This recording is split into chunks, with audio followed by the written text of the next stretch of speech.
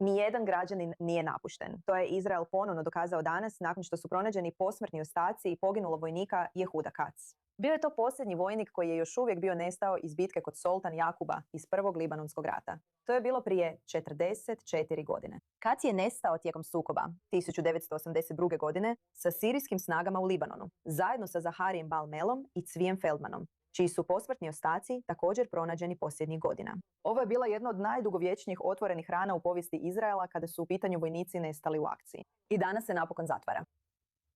Za više o značenju ovog pronalaska, kako za obitelji, tako i za generaciju vojnika koji su više od 4 desetljeća nosili sjećanje na sultan Jakuba, sada mi se pridružuje rabin Yuval Čelov. Borio se na rubu te bitke, kao zamjenik zapovjednika satnije. Danas je ravnatelj centra Cohar za židovsku etiku.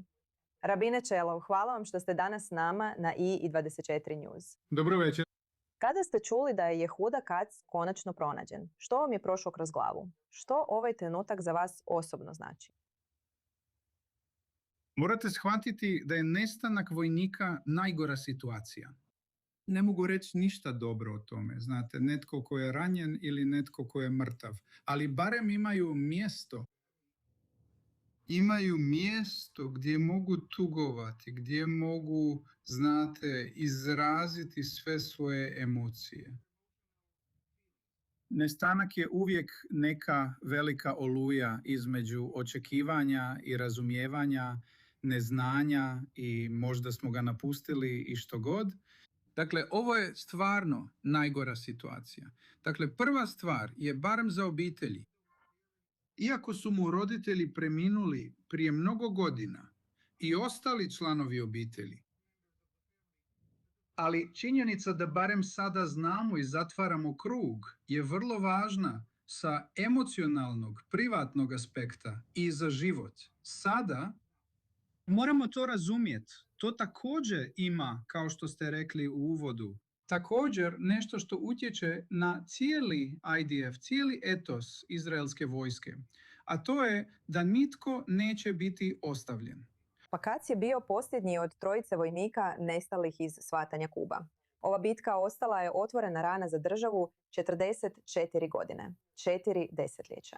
Što ovaj pronalazak govori o izraelskoj predanosti svojim vojnicima čak i desetljećima nakon završetka rata. Mislim da je zaista jako važno i dolazi iz oba smjera. Jedan je etički i moramo znati da nitko tko žrtvuje svoj život kako bi spasio državu Izrael neće biti ostavljen. I uvijek ćemo osjećati da su naši, da imamo dug prema njemu, da učinimo sve što možemo da ga vratimo prije svega živog. Ali čak i ako to nije slučaj, da to učinimo, da donesemo njegovo tijelo i da bude pokopan u zemlji Izraela. To je jedan smjer. Drugi je utjecaj na vojnike. A vojnik kada ide na bojište zna i od sada, znao je to i prije, ali sada je dobio veliki poticaj da shvati da nije sam, da je cijelo društvo, cijela država, cijela ideja, IDF i zapovjednici, vlasti stoje iza njega. I on je zapravo neka vrsta glasnika. I naglašavamo to da će vojnik biti sigurniji na bojištu i učiniti najbolje što može kako bi spasio državu Izrael. Pa 44 godine kasnije još uvijek su izraelski vojnici dok razgovaramo na jugu Libanona. Što mislite? Kakvu poruku oni danas izvlače iz ovoga ako su vidjeli vijesti?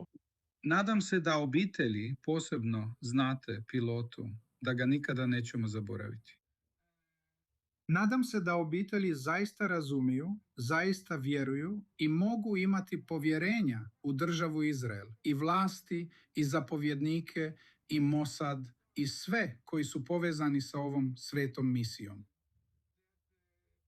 Da ćemo učiniti sve što je u našoj moći i da ćemo biti posvećeni pronalasku tijela svih koji su nestali.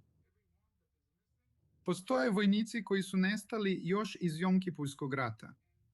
I nadamo se da će svi biti identificirani. Svi će ih pronaći i svi će znati da činimo koliko god možemo. Kao netko tko je bio tamo, što se nadate da će mlađi Izraelci ili bilo tko od naših gledatelja sada shvatiti o sultanu Sultan Jakubu, toj bitci i ljudima koji se nisu vratili kući?